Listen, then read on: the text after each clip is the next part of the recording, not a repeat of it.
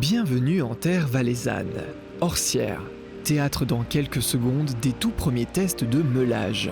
C'est ici, sur le réseau des transports Martigny et Région, que l'équipe travaille pour terminer la mise en service du Grizzly 108E. Quelques détails à régler, tout le monde va se positionner et l'autorisation de mise en fonction du train est accordée. Ok, alors on va avancer.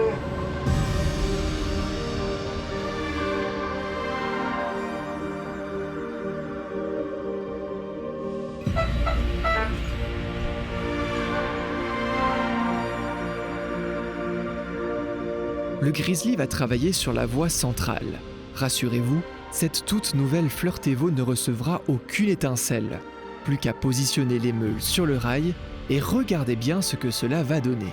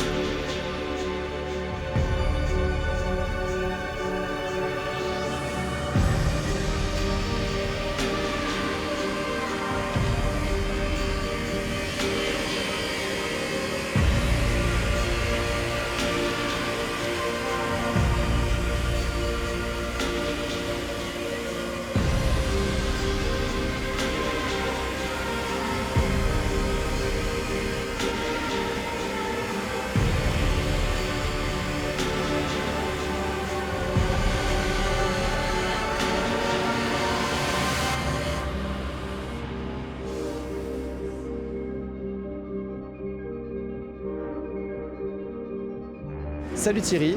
Salut Mathis. On t'a vu en début d'émission juste à côté de la machine, justement à Bussigny, pour nous présenter le Grizzly qui était en cours de construction. Maintenant, il est fonctionnel. Est-ce que tu peux nous le présenter ? Alors le Grizzly 108 est une machine de meulage d'appareils de voie. Donc, il est composé d'une locomotive qui est chargée de produire l'énergie et d'assurer la traction de la machine, et puis d'une composition articulée constituée de 2 wagons de meulage qui assurent le travail de la machine. Les 2 wagons de meulage ont combien de meules à disposition ? Alors, le Grizzly 108 est un train d'appareil de voie et la machine totalise 22 meules. Ça fait beaucoup peut-être, on ne s'en rend pas forcément compte. Alors dans l'absolu, non, un grand train dédié à la pleine voie peut comporter jusqu'à 82 meules. Donc 22 meules suffisent pour les travaux dédiés à cette machine. Tu nous parles depuis tout à l'heure d'un train qui est dédié aux appareils de voie. Qu'est-ce que ça veut dire ? Alors la fonction d'un appareil de voie est de conduire correctement le train lors des changements de voie. Donc c'est un aiguillage en fait. C'est un aiguillage. Donc il est important que la géométrie du rail dans ces zones-là soit correctement maîtrisée.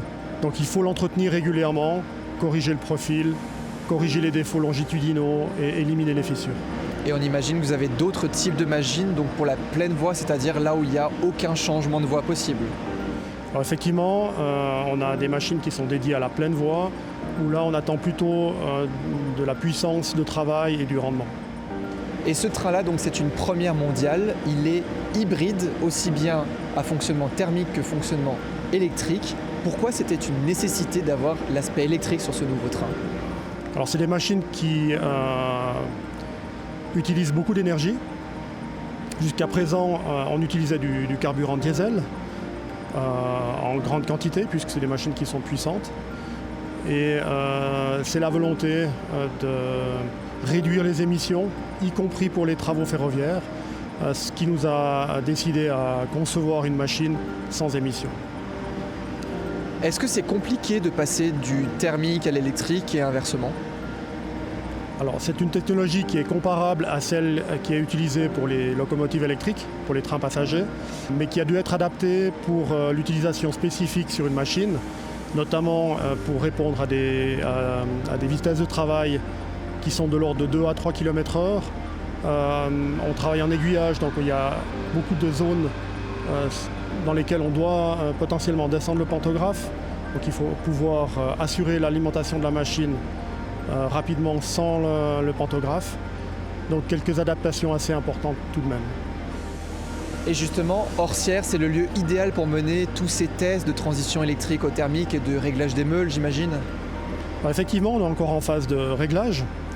On a encore 2 éléments essentiels à régler, le réglage de la machine pour le travail, ainsi que le paramétrage des convertisseurs pour la traction. Merci beaucoup Thierry pour ces explications et à très vite dans Rayoane. À bientôt.